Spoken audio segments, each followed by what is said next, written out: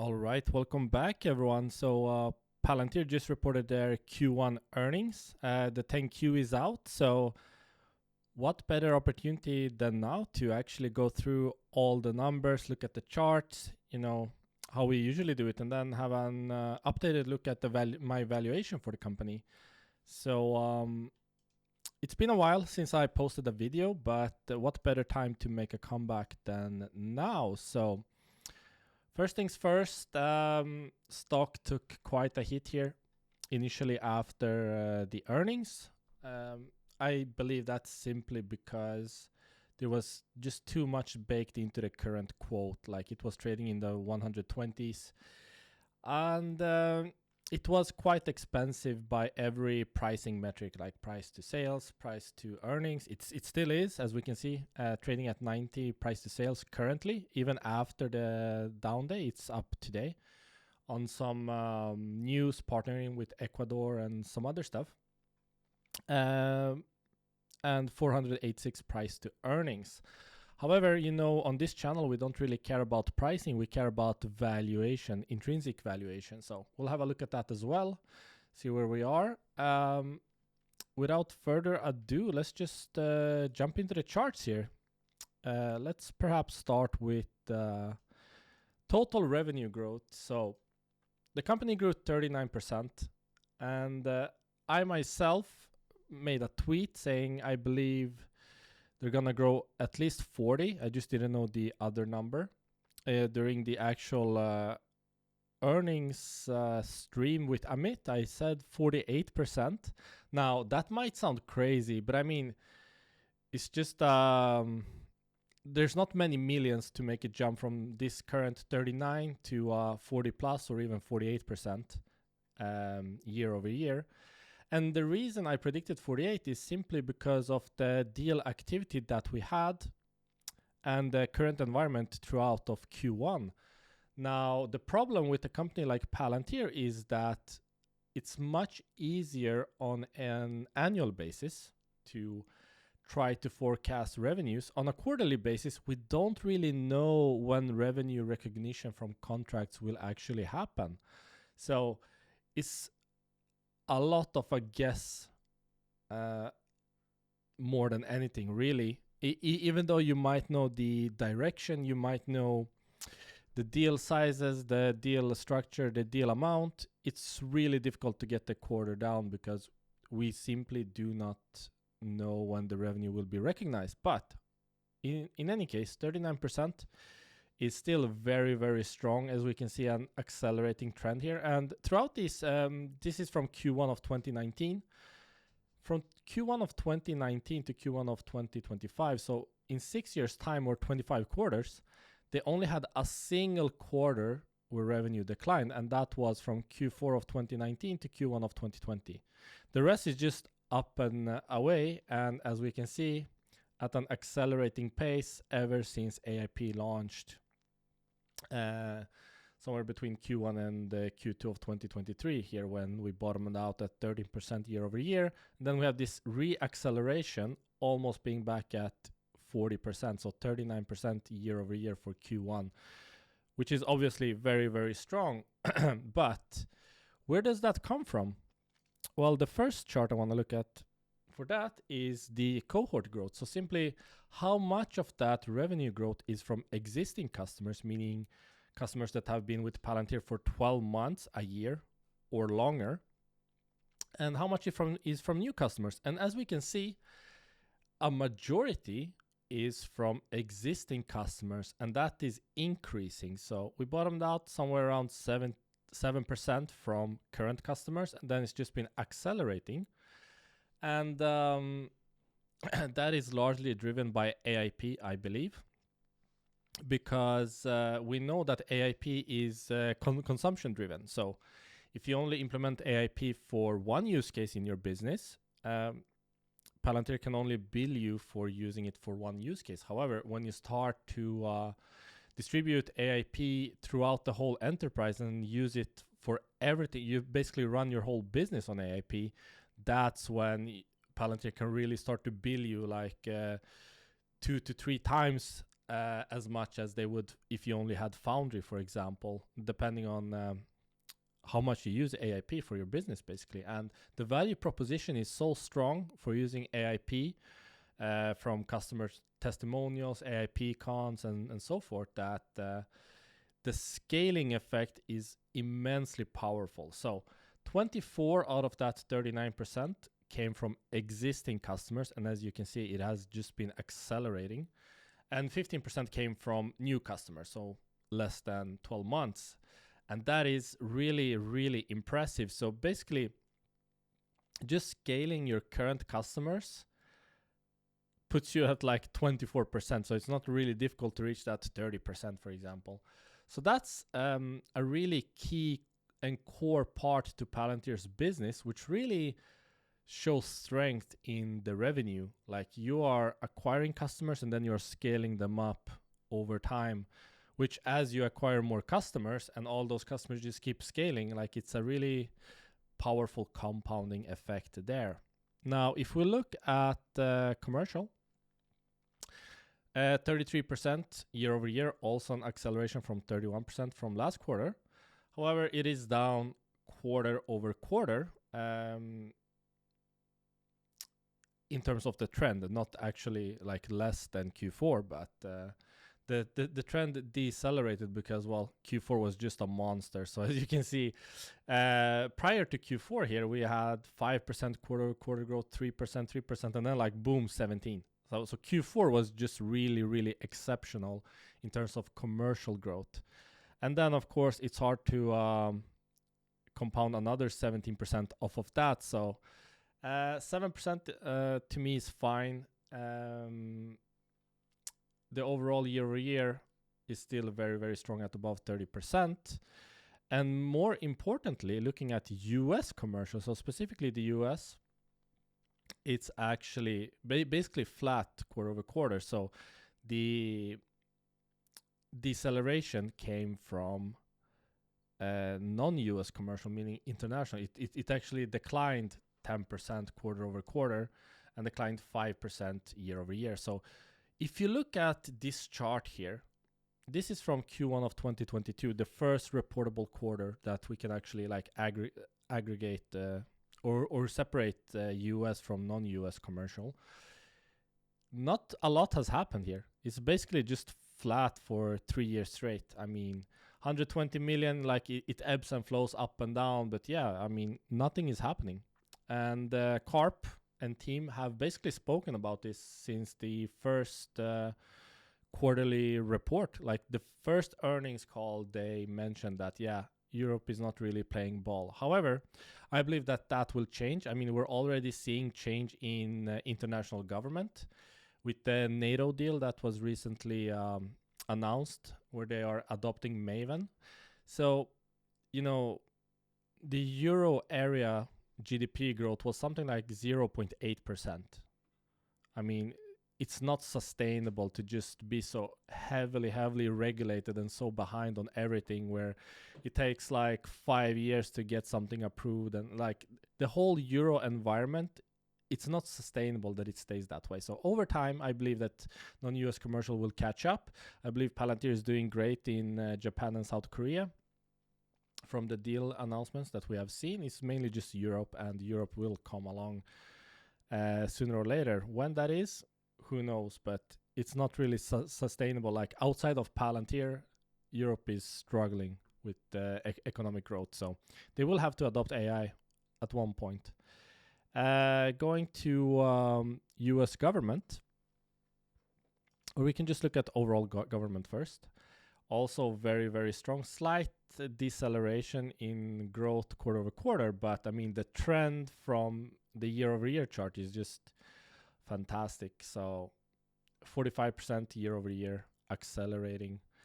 And similarly, US government, this chart is really, really impressive. So I always go back to this when I do this chart. Specifically, US government is one of the most beautiful charts that Palantir has. So if we look at year over year growth, I mean, it was basically flat for the longest time, and then it's just been accelerating. So in Q4 of 2023, they grew 5% year over year. more than doubled that the next quarter to 12, doubled again to 24, almost doubled again to 40, then went up to 45, and now we have 45% for 2 quarters in a row. I mean, that is just so strong from the business. So US government, US commercial, they are flying, really, really flying. Non-US government, international government also increased.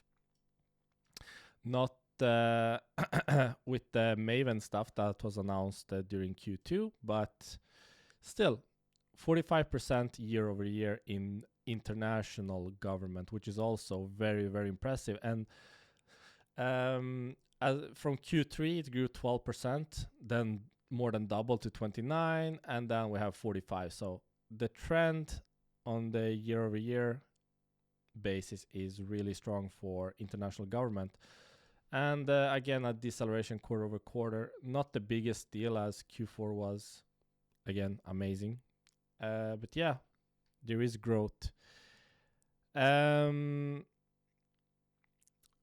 chart I wanted to show was the US. So we looked at US commercial. I mean, it's doing fine. It grew 70% year on year. I mean, that is fantastic. Like 63% last year and now 70. I mean, US commercial is absolutely killing it.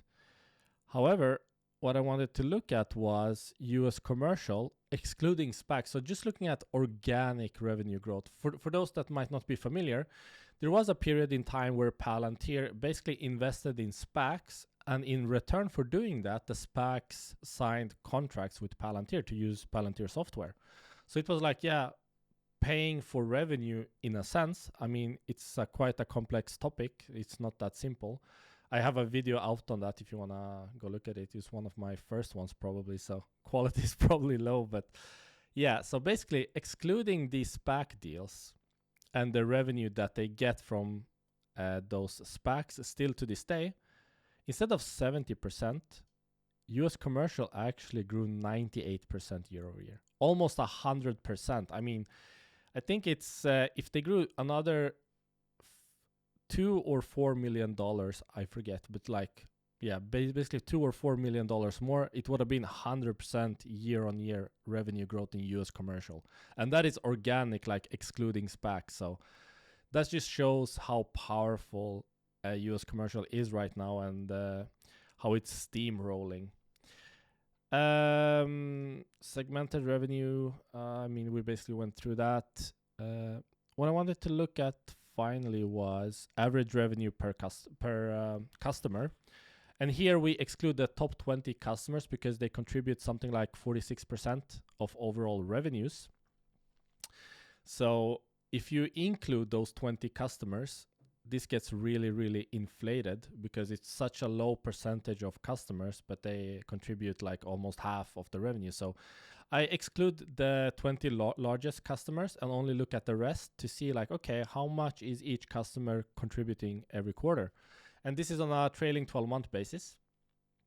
And actually, after Q1, we increased for 2 quarters in a row, which had never happened before. So Q2 and Q3 of 2024 actually accelerated the average revenue per customer.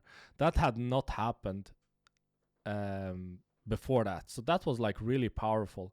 And then in Q4, we dropped. I mean, basically, the amount of customers we added was just so much. And typically, as we looked at the cohort growth here, typically, you acquire a customer and then they scale Palantir software into their business, like growing how much Palantir they use and how much Palantir charges them. So when you add a lot of customers concentrated into one quarter, it's quite natural that it decreases on an average revenue per customer. However, another quarter of an increase, I mean, it is a small increase of like $10,000 per customer or something like that. Yeah. But still, it's just seeing that it is increasing rather than decreasing is a very, very positive sign. Now, leaving revenue, let's look at the deal breakdown that well, first let's look at total contract value. So total contract value is basically how much for the quarter specifically, how many contracts they signed in terms of size. So how much contract value did they sign, basically, as the name implies here, for the quarter. So they signed $1.5 billion of total contract value in Q1 of 2025. Now Q4 was an absolute monster with 1.8, and typically Q1s are a lot weaker than Q4. Typically a lot more deals are signed at the end of the year than the beginning of the year, historically anyway, for Palantir as far as we can track. So this is not that alarming that is down, but if we look at the year-on-year growth, it's actually up 66%. So that's really, really strong. And then we can look at what made up this composition, like where's this $1.5 billion coming from? So then we have the deal breakdown here.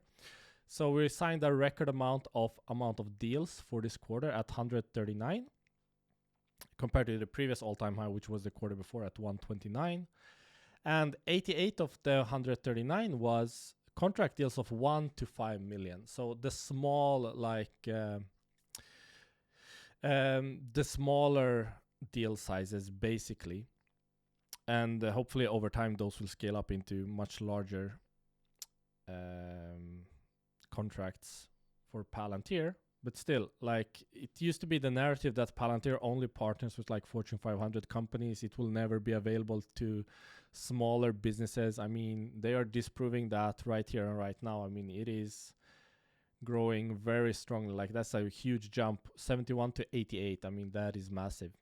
Then we have the middle of the road, basically, 5 to 10 million, which is this yellow line. Actually, the lowest contributor to the 139 total net new deals at 20.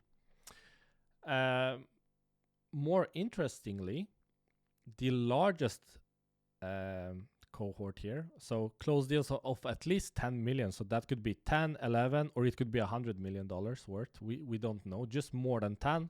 Actually at 31, which is very, very strong. Historically, like, that is typically like 15 to 20, but for 2 quarters in a row now, basically, we got 31 and 32. So that's really, really great. We can also look at the government and the commercial total contract value. We can see that it goes a bit back and forward which segment contributes the most in terms of like where did Palantir sign the most deals. However, government is very lumpy. You don't really know when the government will sign a deal. Commercial is a lot more controllable for Palantir. Like, Palantir can bid for a contract, but I mean, first of all, it's not sure that they will get the contract, and the timing of it, like when it's recognized, it's just unpredictable. So government tends to be a bit lumpy. However, for this quarter, 930 million came from commercial and 570 from the government. We can also look at remaining deal value, which is basically how much deal value is still to be recognized by Palantir.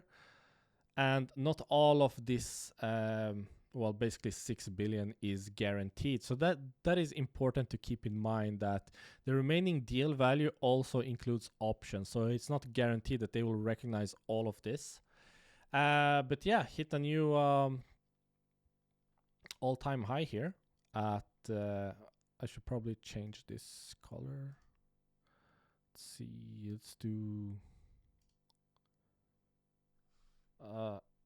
seem to have lost technical issues. Let's do data labels above, and let's give them a blue color.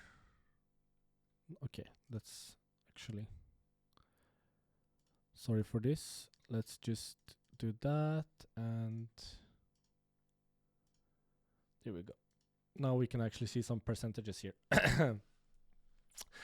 So it was what? Yeah, remaining deal value accelerating, which is what you want to see, but keep in mind, not all of this is guaranteed. So basically, from the contracts that they have signed, how much revenue they still have to recognize is up to basically 6 billion, $5.97 billion. as of Q1, which is an all-time high, and up 4.6%. Is this correct? Can't be. Yeah. Let's percentage. Let's remove decimals. Yeah, that wasn't correct. Now, up 46%. There we go. Technical difficulties with the chart, now corrected. Up 46% year over year, so also growing massively strong. While remaining deal value includes options and is how much revenue outstanding they have to recognize, but it's not all of it is not guaranteed. Remaining performance obligations is guaranteed. However, it's mainly just commercial revenue, because due to the nature of government contracts with the options and stuff like that, it's typically not included in RPO, just simply because of how it is structured. So you can basically see RPO as a proxy of commercial, more or less. And this is guaranteed as opposed to remaining deal value, and we are up to 1.9 billion. Also growing very strong. Remaining deal value specifically for US commercial is where things get really interesting, because that grew 127% year on year, which is an all-time high in terms of year on year growth. And again, it basically started here with AIP. So after AIP launched somewhere Q1 and Q2 of 2023, it's just been going up, even though we had a flat period throughout the beginning of and middle of Q4. It's now jumping massively as Palantir starts to monetize AIP properly, is my guess. We don't actually know. But yeah, 127%, really strong. Q4 was basically 100%, all very, very strong in terms of contract balances. Now, where it gets really interesting is when we start to look at sales and growth, efficiency, and margin. So let's first look at the rule of 40, which basically tells you the quality of the revenue that Palantir has. So typically, a company will have to compromise on either profitability or on growth. Typically, it's really difficult to get both. But in the SaaS world, a common metric to use is called the rule of 40, where you add up the revenue growth and then the profitability. And the idea is, if you are at or above 40, then you have high quality revenue. So for example, if Palantir grew 20% and the profit margins are 20%, then that would add up to 40, meaning that you meet the rule of 40. So anything above 40 is just a sign of how high quality your revenue is. And Palantir calculates this a bit differently than I do. So what Palantir does is they simply take year-on-year revenue growth, and then they do adjusted operating income, I believe. We can double check, but I think that's the case. Actually, I just had it right there. Revenue growth and adjusted operating margin. So they add back stock-based compensation. And that's how they reach their rule of 40. So that reached 84. And we all already thought that 81 was crazy. Like Alex Karp famously said, the rule of 80 rather than rule of 40 during the Q4 earnings call. And everyone went really crazy about that. But they actually managed to increase that even further to 84. And if you look at this trend here, bottomed out just as AIP launched, and since then the quality of revenue is just going up super, super high. So the way I like to do this for Palantir, basically there's a lot of how would you say, like quarterly variance when you do it the way Palantir does. They basically do like quarters, specifically just one quarter, and then they look at year on year. So typically for a SaaS business, where like when they recognize revenue might vary throughout the year. For example, you can see this in free cash flow. Like when most of the cash is recognized, it's not like consistent. So the way I like to do it is I like to look at trailing 12 months just to smoothen out all the periods and get a more fairly representative number.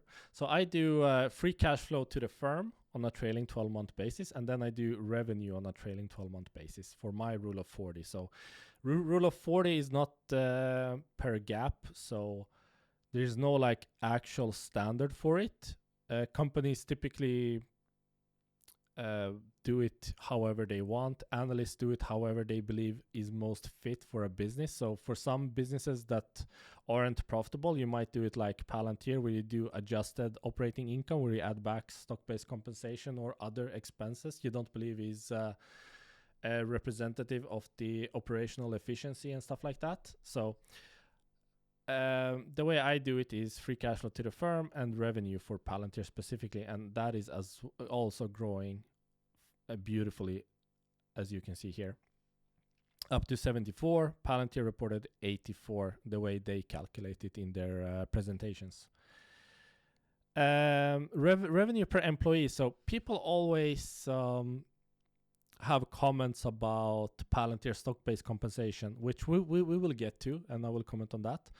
But here's really the proof that Palantir has one of the best employee forces in the SaaS space. But basically, this is top-tier quality employees. And the way one of the ways you can measure that is to see, okay, how much revenue is the company recognizing per employee?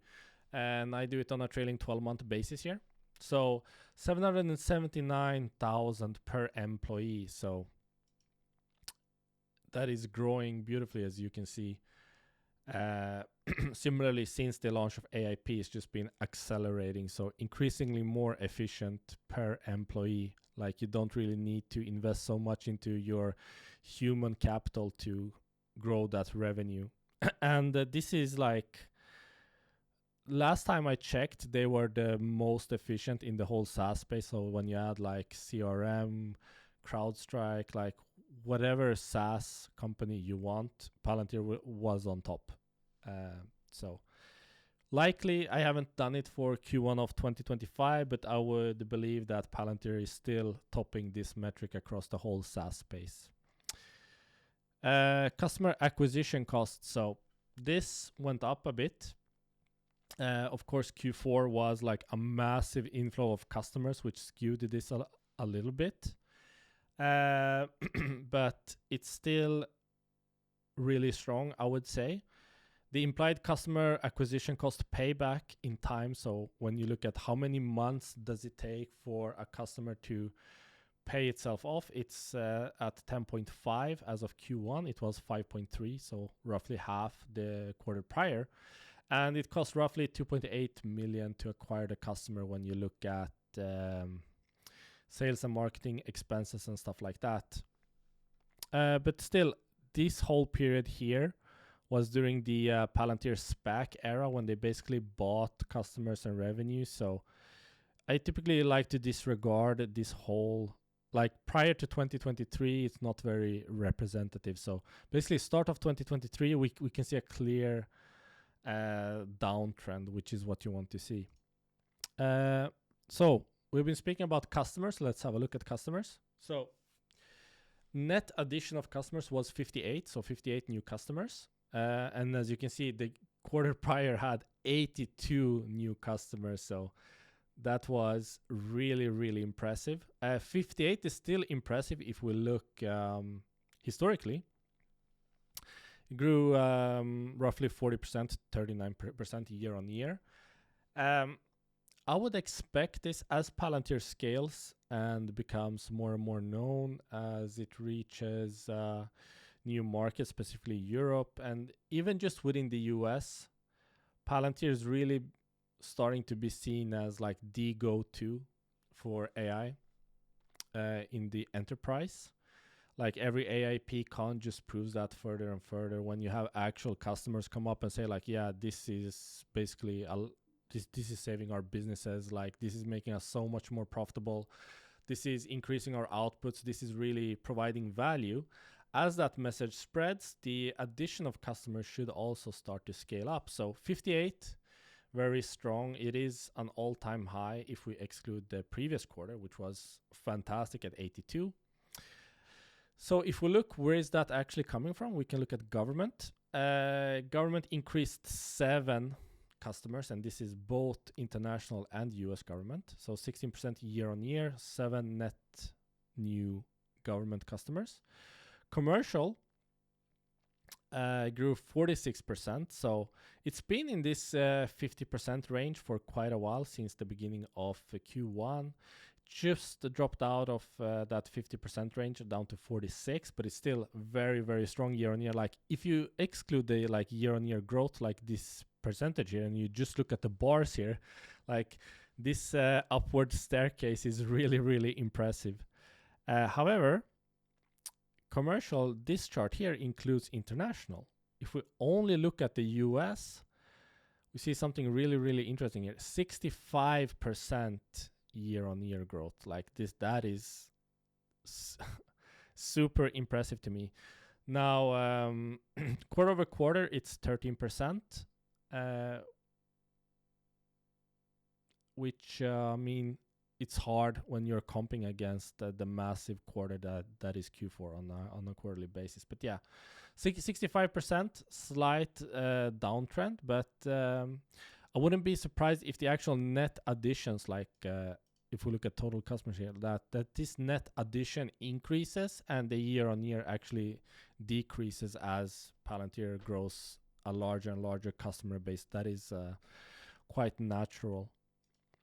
Going to profitability. So the interesting part here, let's jump straight to operating and income margin. So this is a really, really interesting chart, because typically this doesn't happen for most businesses that are publicly traded. So they turned profitable for the first time on a net income basis in Q4. A large part of that was interest on their cash, so not actually from operations. As you can see here, operationally they were unprofitable in Q4. So this is all just interest, and they sold off a subsidy during this quarter. But the next quarter they actually were operationally profitable, and that has just been increasing. In Q4 they recognized close to 200 million of SaaS expense. So that's why this took a massive hit and a blow. But if we exclude Q4 here and then just look at the trend, like reaching 20% operating margins is above my own expectations. I was expecting going from 16, and then I was forecasting 18%. So they beat my expectations with 20. But still, a lot of interest income. So net income margins are actually above operating margins for Palantir. And that's what I mentioned, like this doesn't typically happen for businesses out there. Typically, operating margins will always be higher than net income margins. But because Palantir has now close to $6 billion in treasury assets, which are generating interest, the net income margin is above the operational margins. But still, 20%, I'm very happy. 25% on the net income, also impressive. So if we look at the interest income here, this was actually, a lot of investors were kind of skeptical of Palantir's actual profitability, because so much of the net income was just due to interest. So as interest rates will come down over time, they were like, okay, what happens to Palantir's net income? So that's why the operating margins are really important, because this is from the actual business operation side. So that's why it's so important that they reach something like 20% and just keep increasing that, because it alleviates a lot of the fears here. Like, okay, what happens to Palantir's profitability when interest rates aren't this favorable and they can't just park cash and be profitable from that solely? So the golden bar here is actually from operations excluding interest income.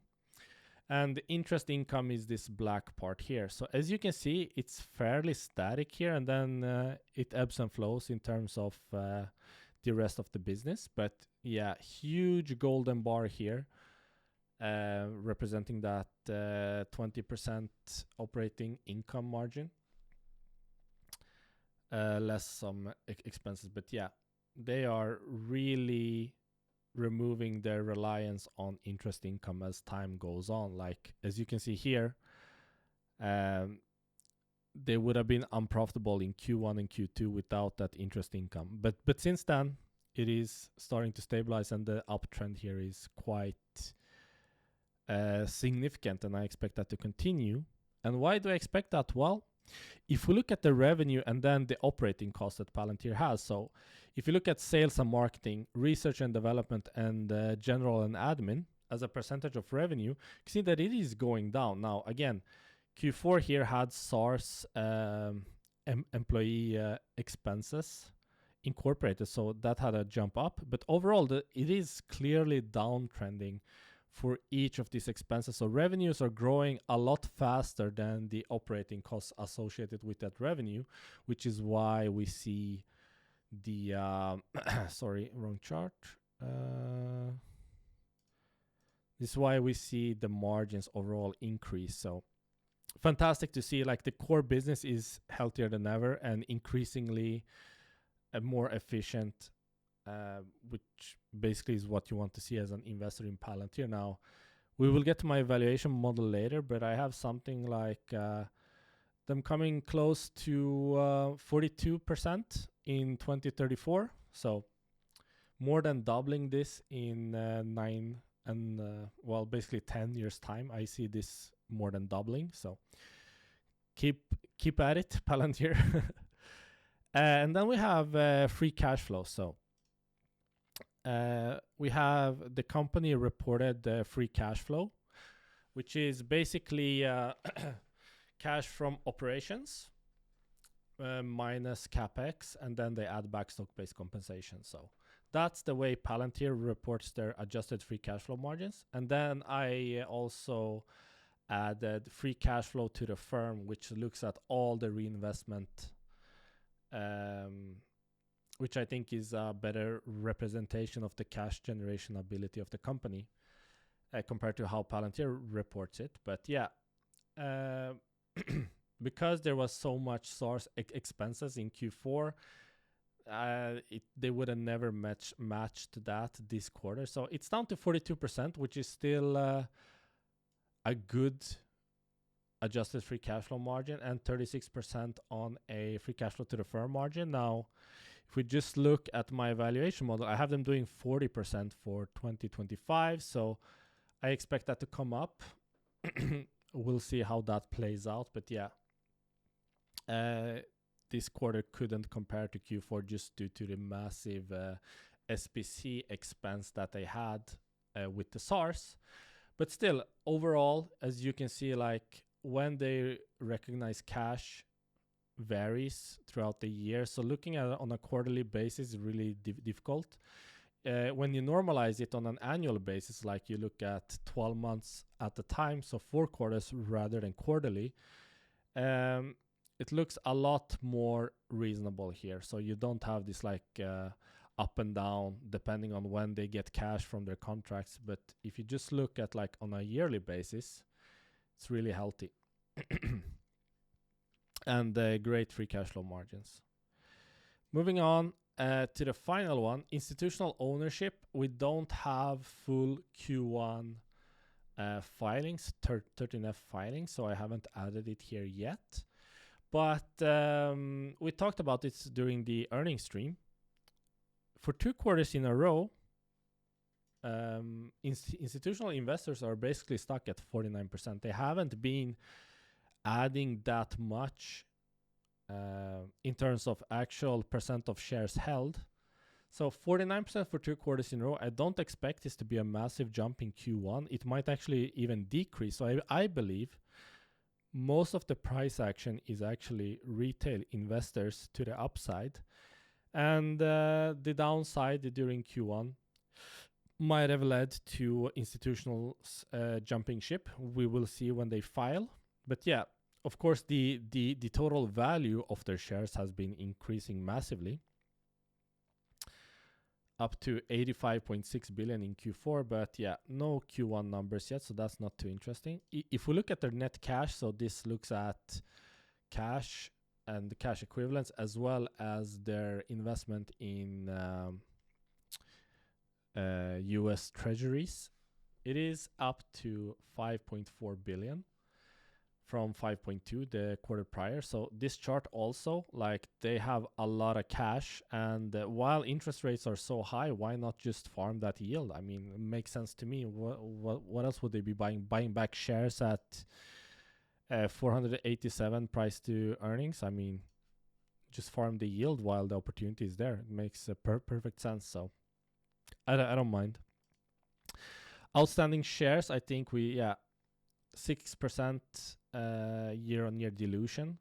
This is coming down over time. 6% is obviously still very high. What do I have them doing for the year? I have them doing 5% overall for the year. So yeah, I mean, as long as this comes down over time, I'm fine with that. As long as they keep putting up the numbers and can justify the reason they are diluting so much, like all this stock-based compensation, which actually, if we look here at stock-based compensation as a percentage of revenue, it's actually an all-time low at 18% now. Some people might look at this, and again, Q4 had SARS expenses that were market vested, and it was a one-time thing unless they issue a lot more SARS in the future, which might happen. But for now, it was a one-time thing. That's why Q4 looks the way it looks. But overall, the downtrend is really clear, like from being very, very dilutive from like the day they went public through a DPO. It's just been coming down over time. Now at 18%, which I believe is really, really reasonable in the SaaS space. I calculated the average SPC as a percentage of revenue for the whole SaaS space, and it was something like 25, 26%. So 18% is significantly below that. I think ServiceNow, which is another high quality SaaS name and more mature in terms of how long they've been serving commercial needs and stuff like that. They are somewhere around 16, 15, I believe, if I recall correctly, which is like the golden standard, I would say. So if Palantir can target that, I would be happy at this stage of their maturity. Of course, as they get more and more mature, it should be coming down naturally anyway. But I mean, 18% is significantly below the SaaS average. So yeah, 18%, very good from a shareholder perspective. And they justify that, as I mentioned, if we look at average revenue per, no, this is per customer. We need to go to profitability, and then where did I put it? Sales and growth, revenue per employee. There we go. So yeah, as the employees are proving to be like of the highest quality, I mean, you have to compensate them. Like the SaaS space is very competitive. Employees come and go. And if you want to attract the best talent out there, you have to incentivize them to stay with the company. And typically that is done through stock-based compensation. So as long as they keep putting up the growth, the numbers, the efficiency, they keep proving themselves, then I think it's justified to pay out 18% of revenues as percent of SPC. Might seem very high if you're more used to a lot more mature businesses like Microsoft or Google or Apple or something like that. But I mean, in the SaaS space, this is not something crazy. Yeah, over time, that should be coming down. All-time low for this quarter.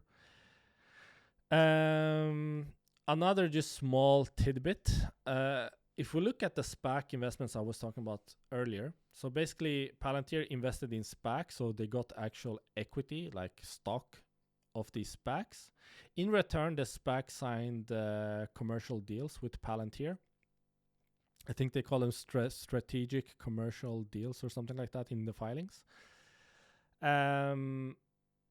Those contracts were significantly higher than like a normal commercial contract that Palantir would have without, like, when they don't invest in return. So it was like more than double the last time I checked. So if the average contract value was like 2.5 million, like those SPACs were like at 5 or something like that per year. And looking here, the SPAC bubble burst and Palantir was down 78% on their investment. But if you add back like stock returns, I estimated how much money they made when they sold the stock. And then you look at how much revenue they recognize. So if you add all of that up cumulatively, Palantir is basically break even now on the SPAC investment. So they invested in total 450 million.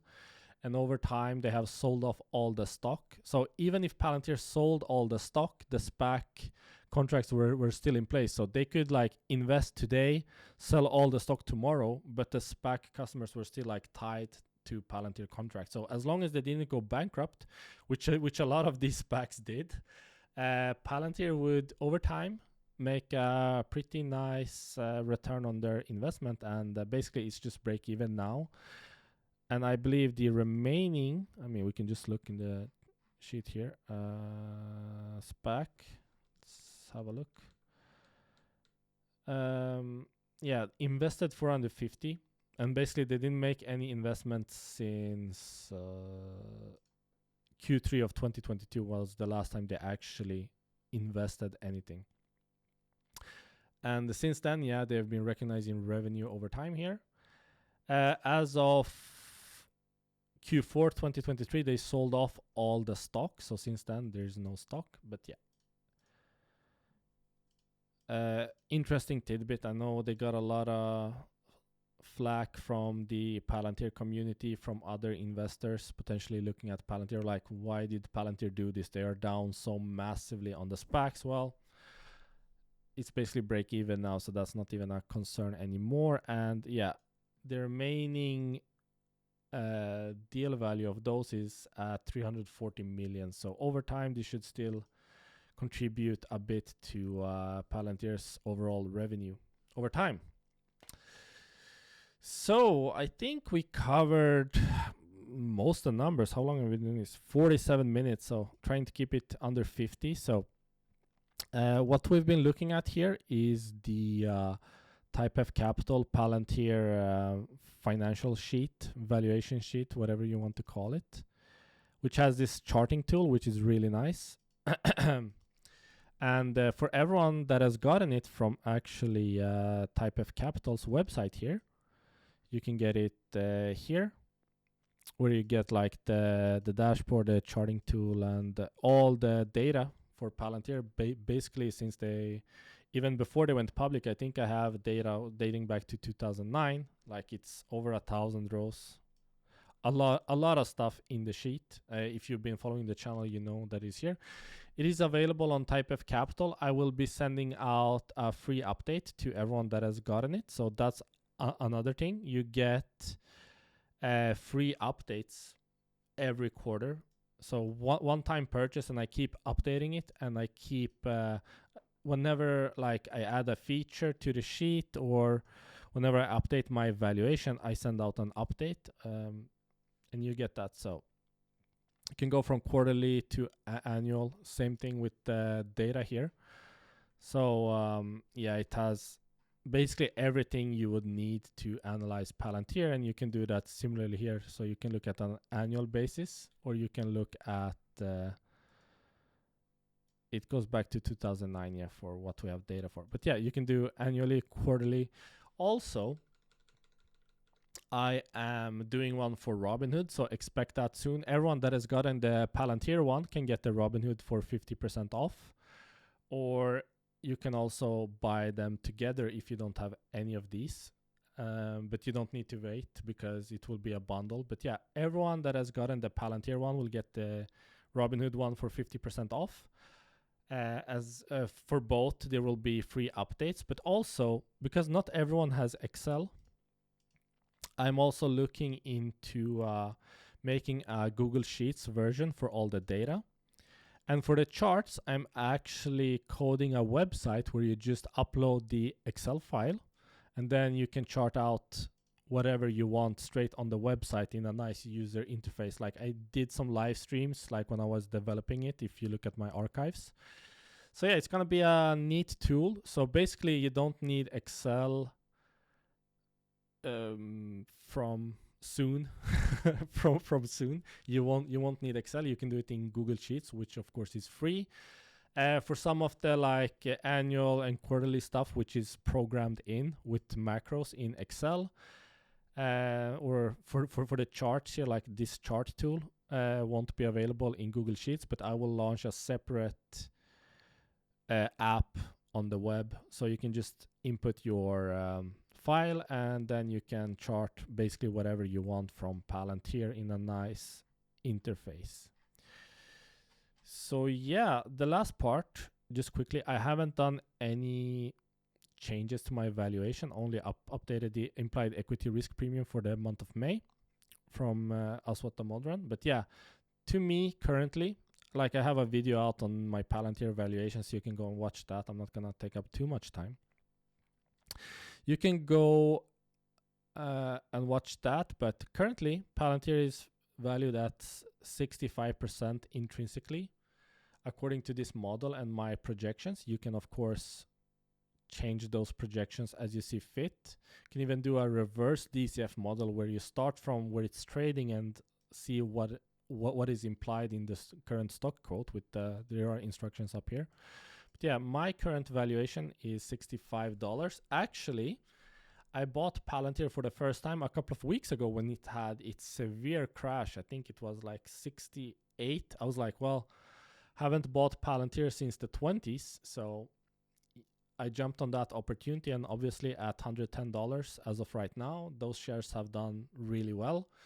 Before that, I mean, I did the majority of my Palantir buys in like the single digits. So yeah, it's been a while since I bought Palantir, but I actually jumped on the opportunity when it was fairly valued for the first time in quite a long time. So I didn't want to pass up on that opportunity. So I bought some shares.